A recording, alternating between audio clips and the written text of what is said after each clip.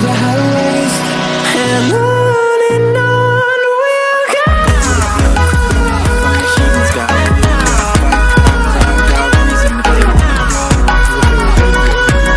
About an upcoming fair.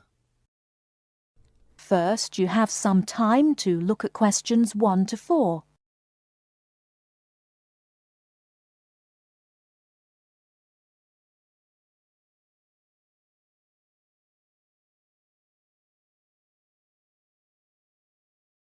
Now we shall begin. You should answer the questions as you listen, because you will not hear the recording a second time. Listen carefully and answer questions 1 to 4.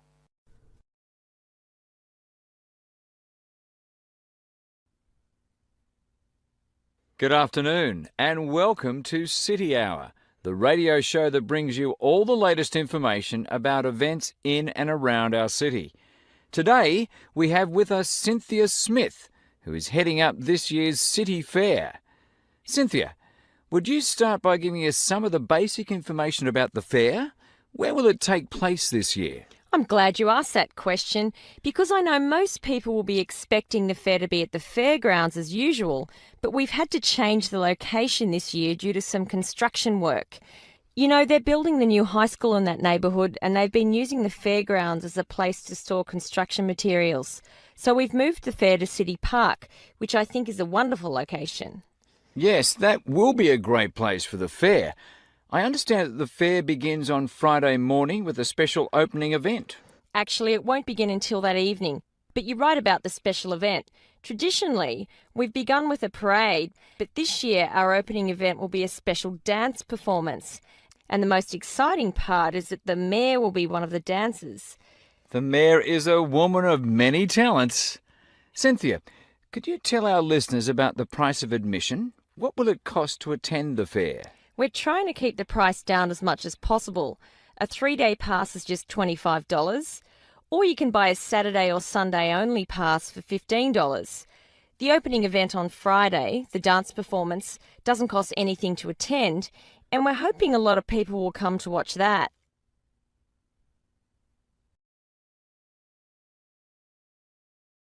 Before you hear the rest of the conversation, you have some time to look at questions 5 to 10.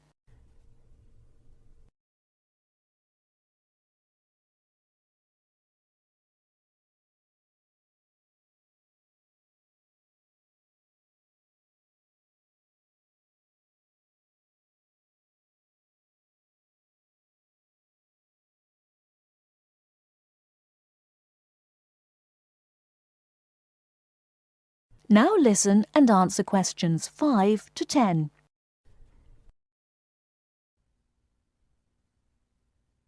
Could you tell us about some of the events planned for Saturday and Sunday, the main days of the fair? We have a lot of exciting things planned. There are a number of events especially for children, including a clown show on Saturday afternoon. On Saturday evening, we've got an event that can be enjoyed by the whole family, a concert by the lake. I'm sure that will be a popular event. Is there anything special planned for Sunday? Yes, a really fun event, and we hope a lot of people will participate. There'll be a singing contest in the afternoon. It's open to everyone at no charge. It doesn't matter whether you're an experienced singer or not. If you've always dreamed of singing on stage, this is your chance. That sounds like a lot of fun. I think it will be. I'd also like your listeners to know that besides the special events I've mentioned, there will be things taking place all weekend. For example, at the food court, international food will be served. You'll be able to sample dishes from all around the world. There will also be special games for children at different locations around the fair. Will there be things people can buy, souvenirs, anything like that? We have a large area set aside where there will be crafts for sale. This will be an opportunity to buy many lovely handmade things and to get to know some of our local artists and craftspeople as well. It sounds like there will be a lot of fun for everyone at this year's fair. Thank you for sharing the information with us, Cynthia. Thank you for inviting me.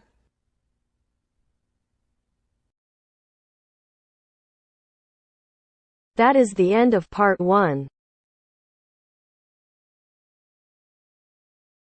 You now have half a minute to check your answers.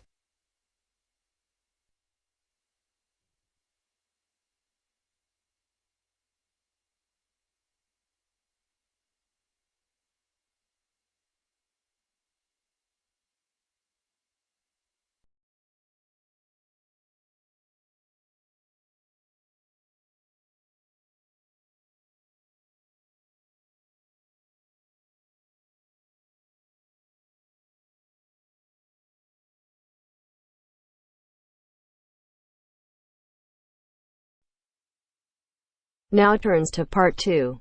Part 2. You are going to hear a lecture given by a counselor. First, you have some time to look at questions 11 to 15.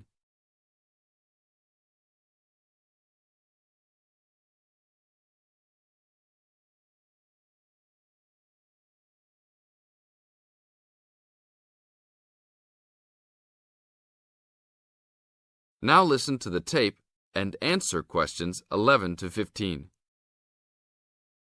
Hi, I am your counsellor for this year. Today, we will visit the facilities available to you on our campus. As students, you should take advantage of everything you have available to you.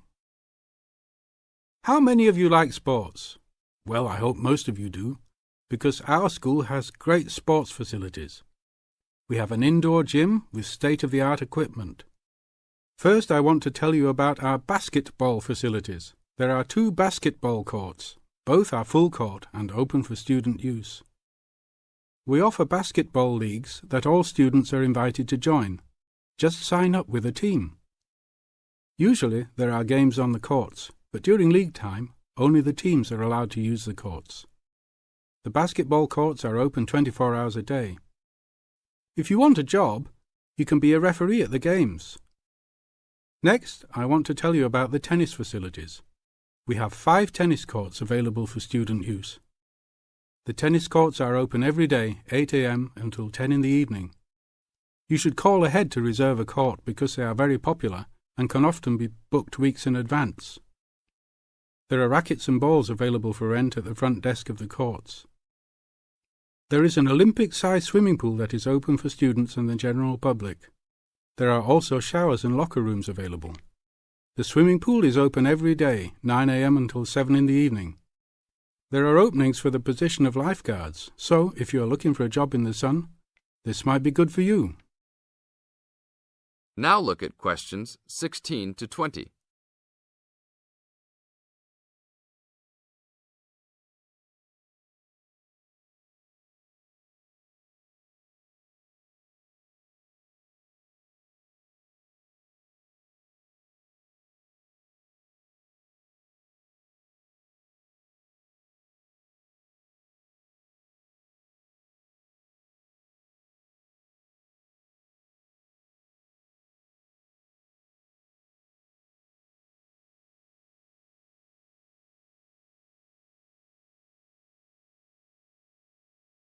Now listen to the tape and answer questions 16 to 20. There are also 2 weight rooms and a gymnastics room. The weight rooms have all the standard equipment available. Please check with the gym to see the open hours because they vary from time to time. The gymnastics room is usually not open for individual users because there are almost always classes held in the room. However, if you are interested, you may sign up for gymnastics classes. Plus, if you like martial arts and boxing, we offer classes for everyone, from beginners to advanced students. Please check the schedule for availability. There is everything available, from Chinese wushu to Brazilian wrestling. I will talk for a brief moment about our library system.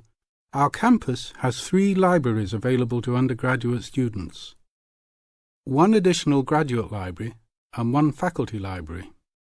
The libraries are open daily until midnight except for during testing periods, when the libraries will be open 24 hours. Please look on a map to see where the libraries are located. All students with a valid ID can check out books, with a maximum of 10 books at a time. Books can be checked out for a 2-week period and then renewed for 1 month maximum. After that, there is a $1 fine per week that the book is overdue. I will repeat that. There is a hefty $1 fine per week. So it is a good idea to return books on time. If you lose a book, then you will have to repay the library for it, plus a fine. If you damage a book, most likely you will have to repay the value of the book. So please, enjoy the library facilities, but take care of the school's belongings. The library is also equipped with 200 computers for student use. They are all internet ready and available for use. You must sign up at the library for 1-hour time slots. You may sign up for up to 3 consecutive slots at a time. No one can use the computers without first signing in at the library. That is it for now. Thank you for your attention. That is the end of part 2. You now have half a minute to check your answers.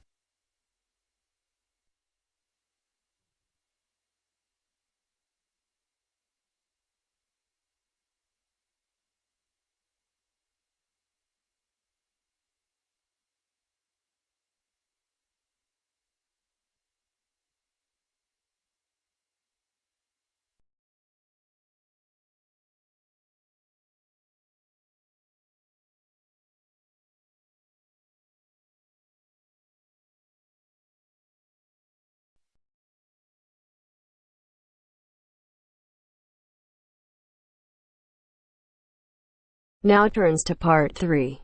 Part 3. You'll hear a tutor and a student discussing transport. First, you have some time to look at questions 21 to 25.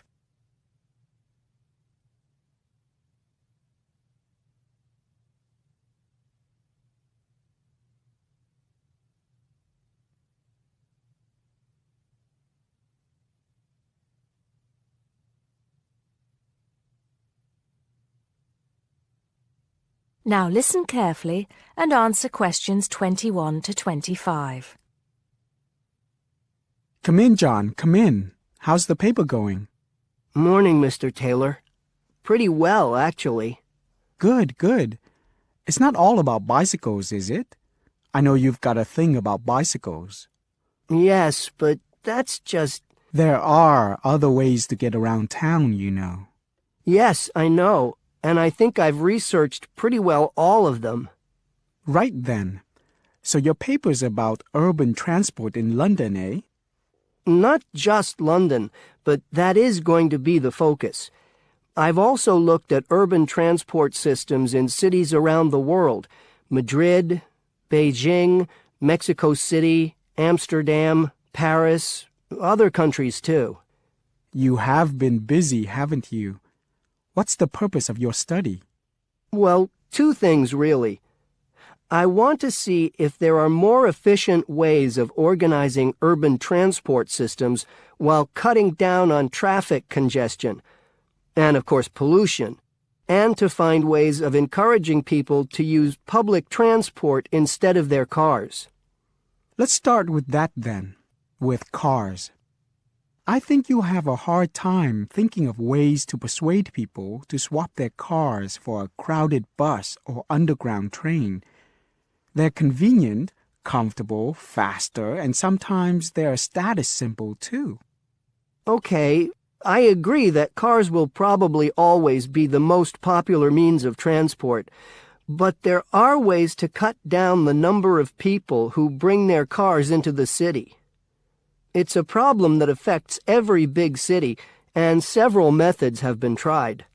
I know, as I've found to my cost. When I go into London, which I do 2 or 3 times a week, I have to pay £5 to get into the city centre. Has your research thrown up any more places where they do this? Oh, yes. Apart from London, there's Oslo, Stockholm, Singapore. Now, there, in Singapore, they've got it really organized. They've imposed a tax on all roads leading into the city center, and they have electronic sensors that identify each car, and then debit a credit card belonging to the owner. Before you hear the rest of the conversation, you have some time to look at questions 26 to 30.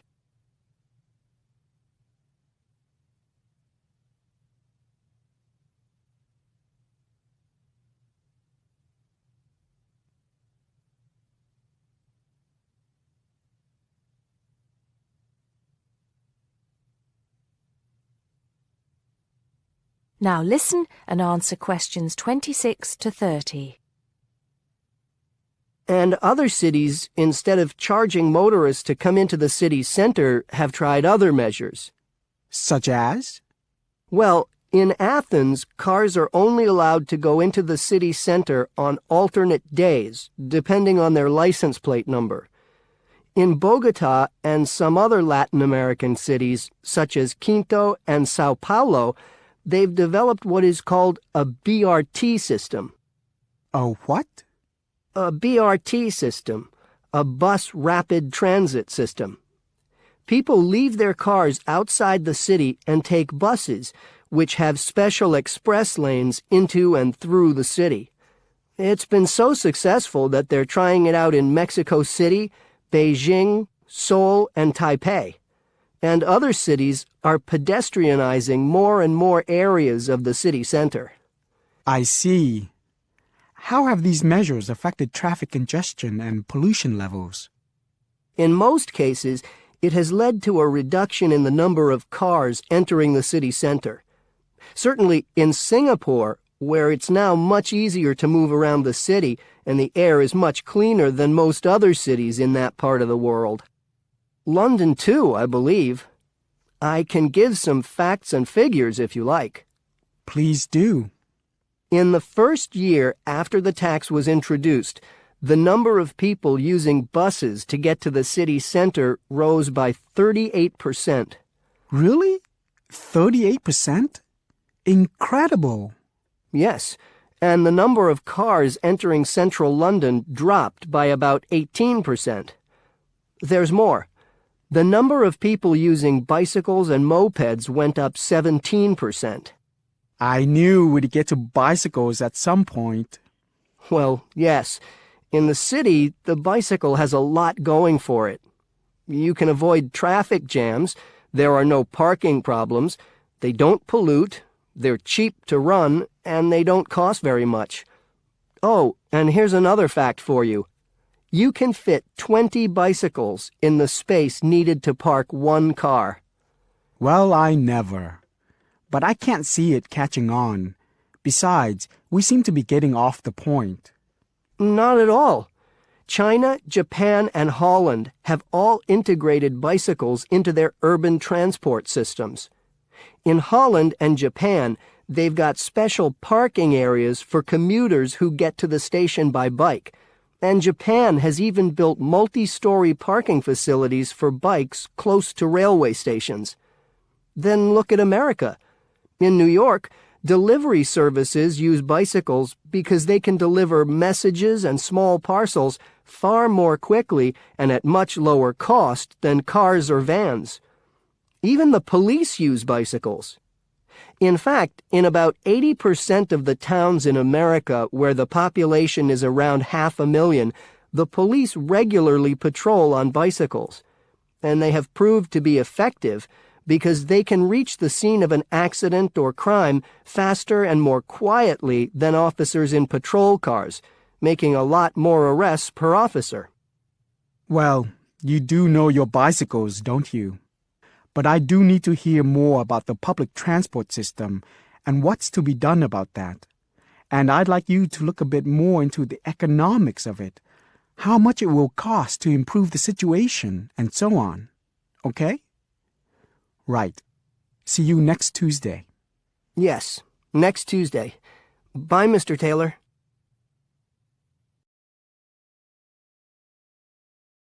That is the end of part 3.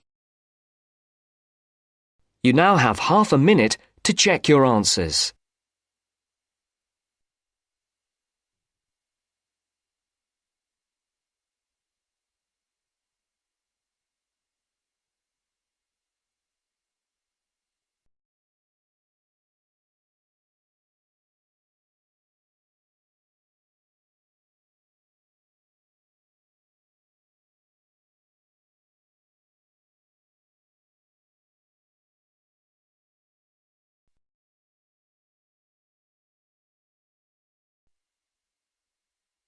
Now turns to part 4. Part 4. You are going to hear a conversation about using recorded delivery and registered post. First, you have some time to look at questions 31 to 40.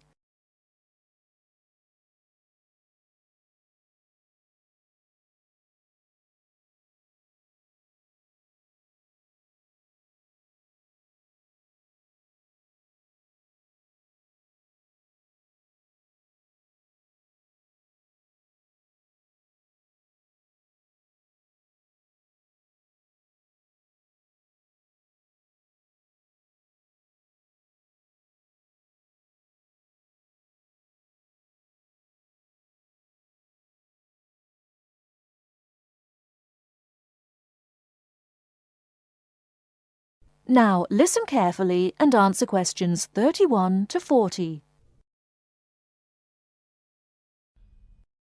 Tom, where are you going? To the post office. I'm going to send some packets to Leeds. Do you know the best way to send them? Well, if your need is for a record of posting and delivery rather than compensation for loss, recorded delivery is particularly suitable for sending documents and papers of little or no monetary value. Well, what can we send for recorded delivery?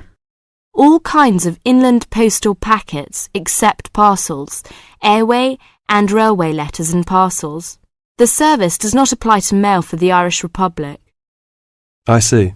How do I post them? You should get a certificate of posting form from the container in the post office and follow the instructions shown on the reverse. The certificate will be your record of posting. Can I send anything in the post? No, you can't. You must not send banknotes, currency notes, and some valuable things because there is no special handling in the post. Recorded delivery mail is carried with the ordinary unregistered post, and there is no special security treatment. How do we use recorded delivery? Well, when your letter or packet is delivered, it is signed for by the recipient and a record is kept by the post office. The post office does not undertake to deliver recorded delivery or any other mail to the addressee in person, but to the address shown. You can obtain confirmation of delivery by completing an advice of delivery form either at the time of posting or later. This form will be signed by a post office official, not by the addressee of the recipient. A fee is payable, which is lower if the form is handed in at the time of posting. Is there any compensation for loss? Well, compensation is limited. Compensation may be paid for loss or damage, but will not be paid for money or any other inadmissible item. If you want a speedy service for articles of value with extra security of handling en route, and wish to have compensation in the event of loss or damage, you should use registered post. What can we send if we use registered post? Any first-class letter or packet except airway letter or railway letter. How do we post? What should we do? Well, you should make sure that the packet is made up in a strong cover and then it is fastened with wax, gum or other adhesive substance. Hand the packet to the post office counter clerk, together with the cost of postage and the registration fee. Do not post it in the posting box. Make sure that the fee paid is adequate to cover the value of the content. The counter clerk will give you a certificate of posting which he has initiated with the date stamped. Is there any special security for the registered post? Yes, all registered mail receives special security treatment. Packing is very important because registration is not in itself a safeguard against damage. The contents of registered packets must be adequately packed. How do we pack then? Do we have to use special envelope? Yes, you have to send the articles in one of the registered letter envelopes sold by the post office. These envelopes are already stamped for first-class postage and have the minimum registration fee. What about the compensation? Compensation will not be paid for the following articles, such as banknotes, currency notes, trading stamps, coupons, and some valuable things, unless they are enclosed in one of the registered letter envelopes sold by the post office. I see. How does it deliver? The recipient on delivery signs for your registered mail. The post office does not undertake to deliver registered or any other mail to the addressee in person, but to the address shown. You can obtain confirmation of delivery by paying an additional fee and completing an advice of delivery form, either at the time of posting or later. If you require the recipient's signature on the advice of delivery, the form must be handed in at the time of posting. Otherwise, a post office official will sign the certificate. The advice of delivery fee is lower if the form is handed in at the time of posting. Thank you very much for all this useful information. That is the end of part 4. You now have half a minute